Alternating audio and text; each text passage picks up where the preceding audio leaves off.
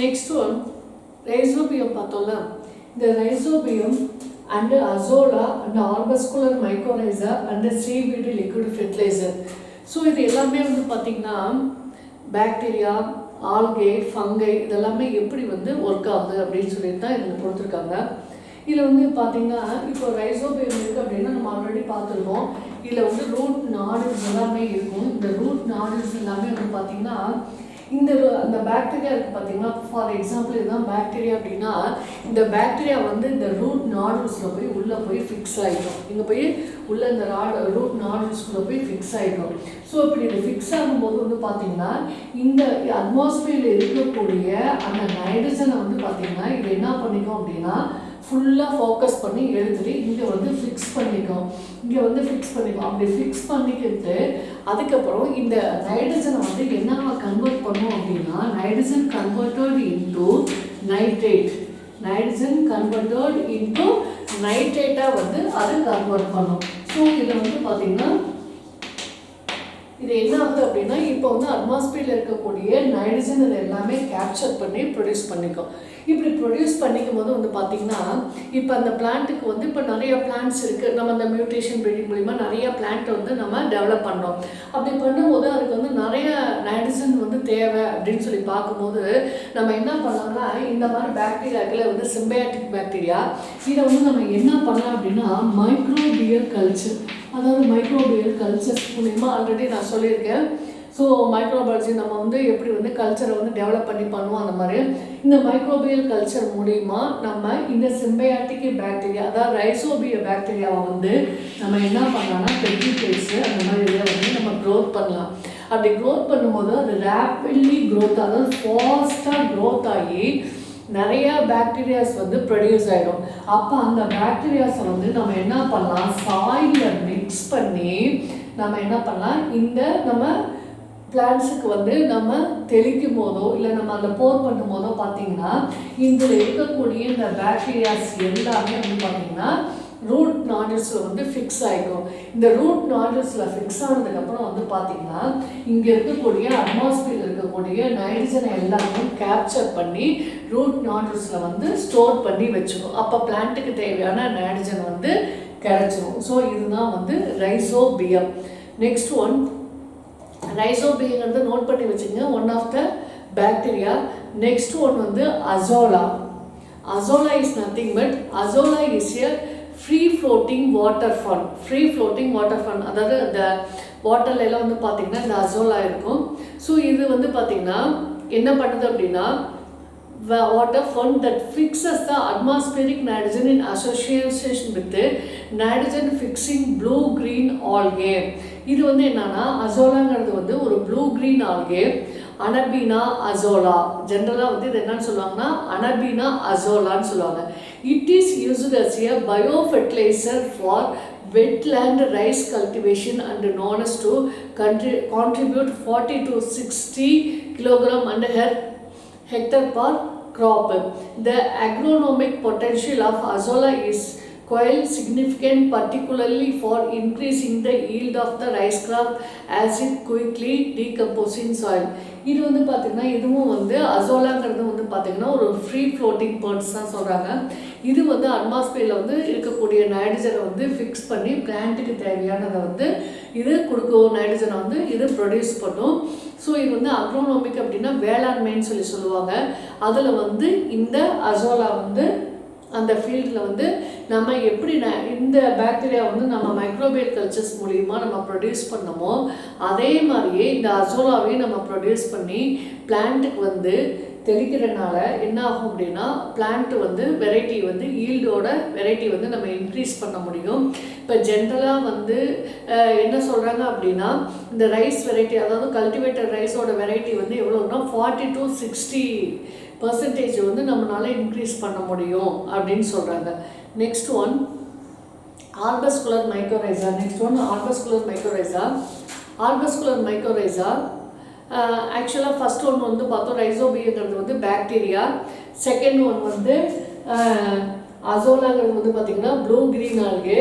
Third one வந்து பார்த்திங்கன்னா arbuscular மைக்கோரைசாங்கிறது வந்து பார்த்திங்கன்னா ஒரு one of the fungi. So arbuscular mycorrhiza is formed by the symbiotic association between certain Phycomycillus fungi and angiosperm roots. They have the ability to dissolve the phosphates found in the abundance in the soil. இப்போ இதில் வந்து பார்த்தீங்கன்னா இந்த first ஒன்று வந்து rhizobium பாக்டீரியான்னு பார்த்தோம், azolla வந்து blue green ஆல்கேன்னு பார்த்தோம். இந்த ஆர்பஸ்குலர் மைக்ரோரிசம் அதாவது வேம் ஃபங்கேன்னு சொல்லுவாங்க. ஜென்ரலாக வந்து இது வந்து வேம் ஃபங்கேன்னு சொல்லுவாங்க. இது வந்து ஃபங்கை வெரைட்டிஸ் இருந்தது. இது வந்து என்ன பண்ணோம்னா ஆல்ரெடி நம்ம பார்த்தோம், அதாவது சாயில் வந்து இன்சாலிபிள் பாஸ்பேட் இருக்கும். இந்த ஃபங்கை வந்து என்ன பண்ணும் அப்படின்னு பார்த்தீங்கன்னா அது வந்து சாலிபிள் பாஸ்பேட்டாக வந்து கன்வெர்ட் ஆகும். அப்போ பிளான்ட்டுக்கு தேவையான பாஸ்பேட் வந்து கிடச்சிடும். ஸோ அந்த டயக்ராம் வந்து கீழே கொடுத்துருக்காங்க பாருங்கள், no colonisation and AM colonisation கொடுத்துருக்காங்க. ஸோ அதை பார்த்தீங்கன்னா உங்களுக்கு புரியும். இது வந்து டிசால்வ் ஆகாதக்கூடிய பாஸ்பேட்டை வந்து சால்வ் ஆகக்கூடிய பாஸ்பேட்டாக வந்து கன்வெர்ட் பண்ணுது. Apart from increasing the availability of phosphorus, AM provides necessary strength to resist disease, germs and the unfavorable weather conditions. It also assures the water availability. இப்போ இது வந்து பார்த்தீங்கன்னா என்ன பண்ணுது அப்படின்னா டிசீஸ் ரெசிஸ்டன்ட் வெரைட்டியாகவும் இது வந்து யூஸ் ஆகுது. இப்போ ஏதாவது ஒன்று அந்த இடத்துல வந்து அஃபெக்ட் ஆச்சு அந்த மாதிரி ஏதாச்சு அப்படின்னா இது வந்து என்ன பண்ணும், ப்ரொவைட் பண்ணும். ஓகேவா. Next one seaweed liquid fertiliser. இப்போ பாக்டீரியா பார்த்தோம், ஆல்கே பார்த்தோம், ஃபங்கை பார்த்தோம். இது வந்து சீவீடு லிக்விட் ஃபெர்டிலைசர்னால் இது வந்து கடலில் இருக்கக்கூடியது. ஸோ இது எப்படி வந்து பிளான்ட்டுக்கு வந்து நம்ம யூஸ் பண்ணலாம் அப்படின்னா seaweed liquid fertiliser SLF contains cytokinin, gibberellins and axin apart from macro and micronutrients. Already பார்த்துருக்கோம் இந்த ஜிபர்லின், சைட்டோகைனின் இது எல்லாமே அது growth, one of the growth hormones. இது எல்லாமே வந்து பார்த்திங்கன்னா இது ஒரு லிக்விட் ஃபெர்டிலைசராக, மற்றதெல்லாம் வந்து நம்ம சாயிலில் மிக்ஸ் பண்ணி, அதாவது இப்போ சாயிலில் வந்து தெளிக்கிறதுக்கு முன்னாடி அதை வாட்டரில் மிக்ஸ் பண்ணி அந்த மாதிரி பண்ணுறோம். பட் இது வந்து லிக்விட் ஃபெர்டிலைசர். இப்போ அந்த அசோலாலாம் வந்து பார்த்திங்கன்னா நம்ம என்ன பண்ணோம்னா அந்த சாம்பல்னு சொல்லுவாங்க, அதில் வந்து அப்படியே கலக்கி அதுக்கப்புறம் அதை அப்படியே நம்ம சாயிலில் போட்டோம் அப்படின்னா அது வந்து அங்கே ஃபெர்டிலைசராக யூஸ் ஆகிக்கும். இப்போ இது வந்து ஒரு ஒன் ஆஃப் த லிக்விட் ஃபெர்டிலைசர்னு சொல்கிறாங்க. இதில் வந்து என்னென்ன இருக்குது அப்படின்னா சைட்டோகைனின், ஜிபர்லின் அண்டு ஆக்சின்லாம் இருக்குது. இது எல்லாமே வந்து apart from macro nutrients and micro nutrients already நம்ம பார்த்துருக்கோம். பிளான்ட்டுக்கு வந்து எந்த அளவுக்கு அதிக அளவில் நியூட்ரியன்ஸ் தேவைப்படுதோ அது எல்லாமே மேக்ரோ நியூட்ரியன்ஸு, எது கம்மியாக தேவைப்படுதோ அது எல்லாமே மைக்ரோ நியூட்ரியன்ஸ்னு சொல்லியிருக்கோம். Most seaweed based fertilisers are made from kelp brown algae. ஆக்சுவலாக வந்து நம்ம பார்த்துருக்கோம் blue green algae, cyanobacteria, red algae அந்த மாதிரி பார்த்துருக்கோம். இப்போ இது வந்து பார்த்தீங்கன்னா கெல்ப் அப்படிங்கிறது வந்து பார்த்திங்கன்னா ப்ரௌன் ஆல்கே. இதுதான் வந்து இந்த சீவீட்டில் இருக்கக்கூடிய ஒரு variety which grows to length of 150 meters. இது வந்து எந்த அளவுக்கு வந்து க்ரோ ஆகும் அப்படின்னு வந்து பார்த்தீங்கன்னா 150 meters லென்த் வரைக்கும் இது க்ரோ ஆகும். Seaweed liquid fertiliser is not only organic. இது வந்து வெறும் நாட் ஆர்கானிக் மேட்டரா மட்டும் இல்லை, இது வந்து பட் ஆல்சோ ஈகோ ஃப்ரெண்ட்லி. இது வந்து என்வாயர்மெண்ட் வந்து எந்த ஒரு ப்ராப்ளமும் பண்ணாது. ஓகேவா. இந்த alginates in the seaweed that react with metals in the soil and form long cross-linked polymers in the soil. These polymers improve the clumping in the soil, swell up when they get wet and retain moisture for a long time. They are especially useful in organic gardening which provides carbohydrate for plants. Seaweed has more than 70 minerals, vitamins and enzymes. So ஜென்ரலாக சீவீடுங்கிறது என்னென்னு பார்த்தோம், நம்ம ஒரு liquid ஃபெர்டிலைசர்னு பார்த்தோம். இப்போ இது எங்கே இருக்குது, சீயில் இருக்குது. 150 மீட்டர் வந்து லென்த் வரைக்கும் இருக்கும். இது வந்து ஒரு one of the blue green algae, brown algae. இந்த ப்ரௌன் ஆல்கேவோட நேம் என்ன, கெல்ப் பார்த்தோம். இப்போ இது என்ன பண்ணும் அப்படின்னு வந்து பார்த்திங்கன்னா அந்த மெரைனில் இருக்கக்கூடிய அயர்ன் மெட்டல்ஸ்லாம் இருக்குது பார்த்திங்களா, அதெல்லாம் எவ்வளோ ஒரு ஹார்டாக இருக்கும். அந்த மாதிரி இந்த சாயில் இருக்கக்கூடிய அந்த அயன், அந்த மெட்டல்ஸ் எல்லாமே வந்து இது என்ன பண்ணும் அப்படின்னா டிசால்வ் பண்ணக்கூடிய கெப்பாசிட்டி வந்து இதுக்கு இருக்குது. ஸோ அதை என்ன பண்ணோம் அப்படின்னா அது எல்லாத்தையுமே வந்து எப்படி வந்து நம்ம பாக்டீரியா வந்து டீகேயிங் அண்டு பண்ணுதோ, அந்த ப்ராசஸ் பண்ணதோ, அது மாதிரி இதுவும் வந்து என்ன பண்ணும் அப்படின்னு வந்து பார்த்தோன்னா எது இந்த அல்ஜினேட்டுன்னு சொல்லி பார்த்தோம்ல, அது வந்து என்ன பண்ணணும்னா அந்த சாயிலில் இருக்குதுல்ல அந்த மெட்டல்ஸ் எல்லாத்தையுமே வந்து ஃபுல்லாக டெஸ்ட்ராய் பண்ணி அப்படியே க்ரஷ் பண்ணி அது வந்து பிளான்ட்டுக்கு தேவையான பாலிமர்ஸாக வந்து இம்ப்ரூவ் பண்ணும்.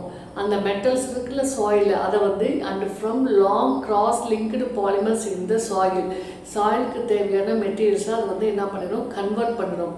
These polymers improve the crumping in the soil, swell up when they get wet and retain moisture of long time. இப்போ இந்த இது போய் அது என்ன பண்ணணும்னா சாயிலில் வந்து ஸ்டோர் ஆகிக்கும் போது அது என்ன ஆகும் அப்படின்னா swell up when they get wet and retain the moisture of for a long time. அந்த சாயிலை வந்து பார்த்தீங்கன்னா எப்போதும் ஈரப்பதமாகவே வச்சுருக்கும். ஸோ அப்படி வச்சுருக்கனால அந்த சாயிலோட ஃபெர்டிலிட்டியுமே வந்து ரெடியூஸ் ஆகாது. they are special useful in இது எதுக்காகலாம் மெயினாக யூஸ் பண்ணுறாங்க அப்படின்னா organic gardening which provides carbohydrate. இது வந்து எதை ப்ரொடியூஸ் பண்ணுது அப்படின்னு வந்து பார்த்தீங்கன்னா அந்த பாலிமர்ஸ் பார்த்தோம்ல அது எதை ப்ரொவைட் பண்ணுது அப்படின்னு வந்து பார்த்தீங்கன்னா கார்போஹைட்ரேட்ஸ் ப்ரொடியூஸ் பண்ணுது பிளான்ட்ஸுக்கு. அப்புறம் சீவீடில் வந்து வேறு என்ன இருக்குது பார்த்தீங்கன்னா 70 மினரல்ஸ் விட்டமின்ஸ் அண்ட் என்சைம்ஸ் இருக்குது. It promotes vigorous growth. இது வந்து பிளான்ட்டுக்கு தேவையான நியூட்ரியண்ட்டை கொடுக்கக்கூடியது and improved resistant of plants to frost and disease. இப்போ இது என்ன பண்ணோம் அப்படின்னா ரேப்பிடாக வந்து பிளான்ட் வந்து க்ரோத் ஆகிறதுக்கு யூஸ் ஆகும், தேவையான நியூட்ரியன்ஸை கொடுக்கும். இன்னொரு ஃபங்க்ஷன் என்ன பண்ணோம் அப்படின்னா பிளான்ட்டுக்கு வந்து ஒரு ரெசிஸ்டன்ட் வெரைட்டிஸை கொடுக்கும். சம் இன்செக்ட்ஸ் எல்லாம் வருது அப்படின்னு வந்து பார்த்திங்கன்னா அது என்ன பண்ணோம் அப்படின்னா இந்த இது போய் அந்த இன்செக்ட்ஸ் எல்லாம் இருக்குல்ல அது மேலே வந்து அப்படியே ஃபங்கை மாதிரி அப்படியே பறந்துக்கும். அது பறந்துச்சுன்னா அந்த இன்செக்ட்ஸ் வந்து செத்து போயிடும். ஸோ அப்போ அது என்ன பண்ணும் அப்படியே ஃபுல்லாக அது ஸ்ப்ரெட் ஆன மாதிரி ஒயிட்டாக அந்த கீழே இன்செக்ட்ஸ் எல்லாம் கொடுத்துருக்காங்க பாருங்கள். இப்போ புக்கில் அந்த பிக்சர் பாருங்கள் சுற்றி டாட் மாதிரி கொடுத்துருப்பாங்க. இந்த பிளான்ட்டை வந்து இந்த இன்செக்ட் வந்து அஃபெக்ட் பண்ணும்போது இது என்ன பண்ணும் அப்படின்னு வந்து பார்த்திங்கன்னா ஃபுல்லாக அந்த இன்செக்ட் மேலே வந்து பார்த்திங்கன்னா அப்படியே ஃபங்கல் இன்ஃபெக்ஷன் மாதிரி அட்டாக் ஆகிடும். அப்போ அந்த இன்செக்ட்ஸ் வந்து என்ன ஆகிடும், டெத் ஆகிடும். ஸோ அப்போ வந்து இது ரெசிஸ்டன்ட் வெரைட்டியாகவே இருக்குது. Seeds soaked in seaweed extract germinate much rapidly and develop the better root system.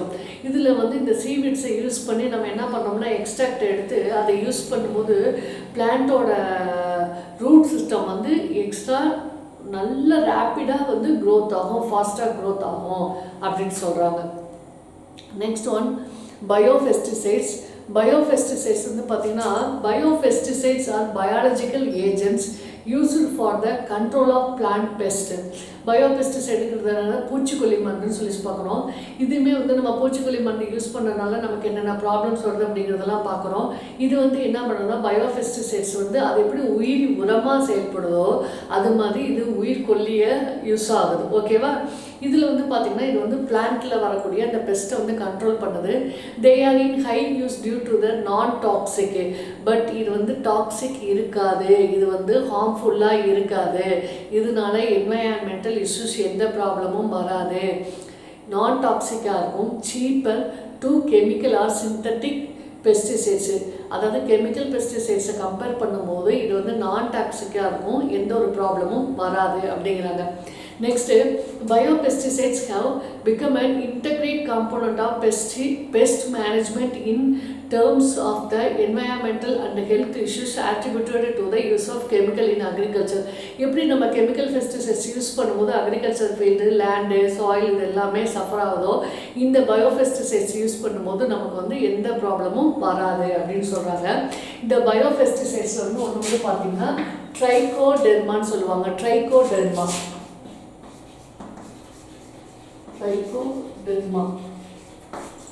So இந்த ட்ரைகோடெர்மா வந்து பார்த்தீங்கன்னா Trichoderma is a species of free living fungi. இது வந்து ஒன் ஆஃப் த ஃபங்கை தான். That are common in soil and root ecosystem. இது வந்து ஜென்ரலாக வந்து பார்த்தீங்கன்னா எங்கே இருக்கும் அப்படின்னா சாயிலையும் அந்த ரூட் ஈகோசிஸ்டத்துலேயும் இருக்கும். They have been recognized as biocontrol agent for the control of plant disease. இது என்ன பண்ணும், நம்ம அந்த இதில் எப்படி இன்செக்ட்ஸ் அந்த பயோஃபெர்டிலைசர்ஸ் வந்து பார்த்தோம்ல, அந்த பயோஃபெர்டிலைசர்ஸில் பார்த்த மாதிரி இது வந்து என்ன பண்ணும் அப்படின்னா இன்செக்ட்ஸ் வந்து நான் சொன்னேன்ல லாஸ்ட் இதில் சொன்னேன்ல அது மாதிரி இந்த ஃபங்கை வந்து பார்த்தோன்னா இன்செக்டை வந்து ரெசிஸ்ட் பண்ணக்கூடிய கெப்பாசிட்டி வந்து இருக்கு. நெக்ஸ்ட் செகண்ட் பாயிண்ட் வந்து ability to enhance root growth development. So next என்ன பண்ணுதுன்னா ரூட் க்ரோத் டெவலப்மெண்ட் வந்து இன்க்ரீஸ் பண்ணுது. தேர்ட் பாயிண்ட் வந்து crop productivity and fourth one வந்து resistant to abiotic stress. அதாவது ஏபயாட்டிக் ஸ்ட்ரெஸ் அப்படின்றது பார்த்திங்கன்னா நான் லிவிங் காம்போனன்ட்ஸ் அதாவது இருக்குது பார்த்திங்களா, அதனால வரக்கூடிய எஃபெக்ட்லேருந்து தானே ப்ரொடெக்ட் பண்ணிக்கும். ஃபிஃப்த் ஒன் வந்து பார்த்திங்கன்னா uptake and use of nutrients, அதுக்கு தேவையான நியூட்ரியன்ஸ் எல்லாத்தையுமே வந்து இது எடுத்துக்கும். ஓகேவா? நெக்ஸ்ட்டு பௌவெரேயா அப்படிங்கிறது ஒரு ஸ்பீசிஸு. இப்போ இது வந்து பார்த்திங்கன்னா species is entomopathogenic fungus that grows naturally in சாய்ஸ். இது வந்து ஜென்ரலாக சாயிலில் க்ரோத் ஆகக்கூடிய ஒன் ஆஃப் த ஃபங்கஸ். இது வந்து என்ன பண்ணுன்னா it act as parasite or various arthropod species causing wild muscardine disease with out affecting the plant health and growth. It also controls damping of tomato caused by Rhizoctonia solani. இது என்னன்னா நம்ம என்ன பார்த்தோம்ல, எப்படி வந்து இந்த ஃபங்கெல்லாம் வந்து இன்ஃபெக்ஷன் ஆகுது, இன்செக்ட்ஸில் வந்து இன்ஃபெக்ஷன் ஆகும்போது இந்த ஃபங்கை போய் அந்த இன்செக்ட் மேலே ஃபுல்லாக கவர் ஆகிக்கும். ஸோ அப்படி கவர் ஆகிக்கும் போது அந்த இன்செக்ட்லாம் வந்து ஃபங்கல் இன்ஃபெக்ஷன்ஸ் வந்த மாதிரி அது டெத் ஆகிடும். பிளான்ட்டுக்கு வந்து எந்த ப்ராப்ளமும் வராது. இப்போ அந்த கீழே இந்த உங்களுக்கு புக்கிலேயே கொடுத்துருக்காங்க, அது என்னென்ன ப்ராப்ளம்ஸ் வருது அப்படிங்கிறது அந்த புக்கில் கொடுத்துருக்காங்க. ஸோ அதை பார்த்தீங்கனாலே உங்களுக்கு வந்து ஓரளவுக்கு புரியும். ஓகேவா? இப்போ அந்த ஃபங்கை வந்து கொடுத்துருக்காங்க பாருங்கள், அது எப்படி அது வந்து க்ரோத் ஆகுது, அதுக்கப்புறம் அந்த இன்செக்டில் வந்து எப்படி ஃபங்கல் இன்ஃபெக்ஷன் வருது அப்படிங்கிறது எல்லாமே கொடுத்துருக்காங்க. ஸோ நெக்ஸ்ட் டாபிக் வந்து க்ரீன் மேனுரிங். ஸோ க்ரீன் மேனுரிங்னா என்னன்னு வந்து பார்த்தீங்கன்னா, ஸோ நம்ம எப்படி வந்து green manuring is defined as the growing of green manure crops and use of these crops directly in the field of ஃப்ளக்கிங். அதாவது நம்ம வந்து பசுமை உரம்னு சொல்லுவாங்க. இது வந்து என்ன ஆகுது அப்படின்னா பிளான்ட்டோட வெரைட்டிஸ் இன்க்ரீஸ் பண்ணுறதுக்கு, பிளான்ட் வந்து நல்ல எந்த ஒரு ரெசிஸ்டன்ட், அதாவது நமக்கு எந்த அளவுக்கு ஒரு பெஸ்டிசைட்ஸ் இல்லாமல் நமக்கு எந்த அளவுக்கு தேவையோ அந்த மாதிரி பிளான்ட்டை வந்து ப்ரொடியூஸ் பண்ணிக்கலாம். So one of the principles of genetics and சைட்டோஜெனட்டிக்ஸ்.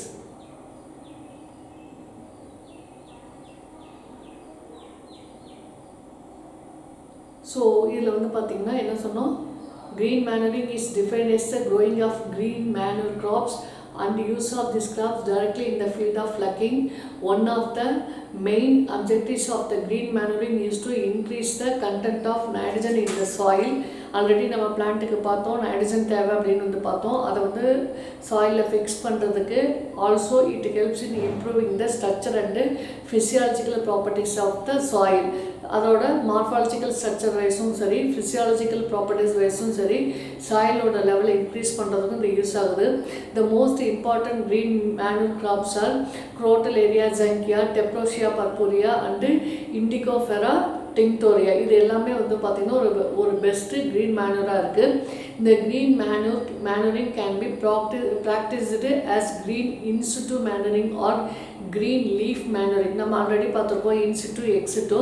இதில் வந்து பார்த்திங்கன்னா இந்த காஞ்ச ட்ரைடு லீவ்ஸ் எல்லாம் இருக்குது பார்த்திங்கன்னா, அதுவே வந்து பிளான்ட்டுக்கு வந்து நம்ம போடும்போது அது ஒரு நல்ல ஒரு மேனுராக இருக்குது. Green in situ manuring refers to the growing of green manuring crops in the border roses intercrops along with the main crops. இப்போ நம்ம அந்த ஒரு டெக்னாலஜி வந்து பார்த்தோம், நம்ம நல்லா க்ரோத் ஆகக்கூடிய பிளான்ட்டுக்கு பக்கத்தில் நியர்பை வந்து வேற ஒரு பிளான்ட், அதாவது வாட்டர் லெவல் அதிகமாக எடுத்துக்கக்கூடிய பிளான்ட்டு, கம்மியாக எடுத்துக்கக்கூடிய பிளான்ட்டு, அந்த மாதிரி பார்த்தோம். இப்போ வந்து இது வந்து க்ரீன் மேனர் அப்படின்னா நம்ம எந்த பிளான்ட் அதை வச்சுருக்கோமோ அதை சுற்றிலுமே வந்து நம்ம வச்சோம் அப்படின்னா இந்த பிளான்ட் ப்ரொடியூஸ் பண்ணக்கூடிய அந்த மேனரை வந்து நியர்பை இருக்கக்கூடிய பிளான்ட் வந்து அப்சர்வ் பண்ணிக்கும். அதுக்கு எக்ஸாம்பிள் கொடுத்துருக்காங்க சன் ஹெம்ப், அதாவது சனல் வந்து சொல்லுவாங்க, sunn hemp, cowpea, green gram extra. Whereas green leaf manuring is the application of green leaves and twigs of trees, scrub plants growing in wastelands and field birds. அந்த wastelands இருக்கக்கூடிய அந்த dried leaves, dried flowers அது எல்லாமே வந்து நம்ம green manure use பண்ணலாம். The imported plant species useful for green leaf manure எது இருக்குது அப்படின்னு வந்து பார்த்தீங்கன்னா Cassia fistula, Sesbania grandiflora. Third ஒன்று வந்து பார்த்திங்கன்னா அசாடியேட்டா இண்டிகா, அண்டு ஃபோர்த் ஒன்று வந்து பார்த்திங்கன்னா டெலினாக்ஸ் ரெஜியா, அண்டு ஃபிஃப்த் ஒன்று வந்து பார்த்திங்கன்னா பொங்கமியா பின்னேட்டா. இது வந்து என்ன அப்படின்னு பார்த்திங்கன்னா இப்போ அந்த கேஷியா ஃபிஸ்குலேட்டா இருக்குல்ல, ஃபிஸ்டுலா, கேஷியா ஃபிஸ்டுலா வந்து என்னன்னு வந்து பார்த்திங்கன்னா கொன்றை மலர் அப்படின்னு சொல்லுவாங்க. நெக்ஸ்ட் வந்து பார்த்திங்கன்னா செஸ்பீனியா கிராண்டிஃப்ளோரா அப்படிங்கிறது வந்து அகத்தி. அடுத்தது நெக்ஸ்ட் வந்து அசடேட்டா இண்டிகா வந்து நமக்கு தெரியும், அது வந்து வேப்ப மரம். அடுத்தது டெலனோக்ஸ் ரேஜியாங்கிறது செம்மறை கொன்றை அப்படின்னு சொல்லுவாங்க. பொங்கவியா பின்னேட்டாங்கிறது வந்து பொங்க மரம். ஓகேவா? So next one plant breeding.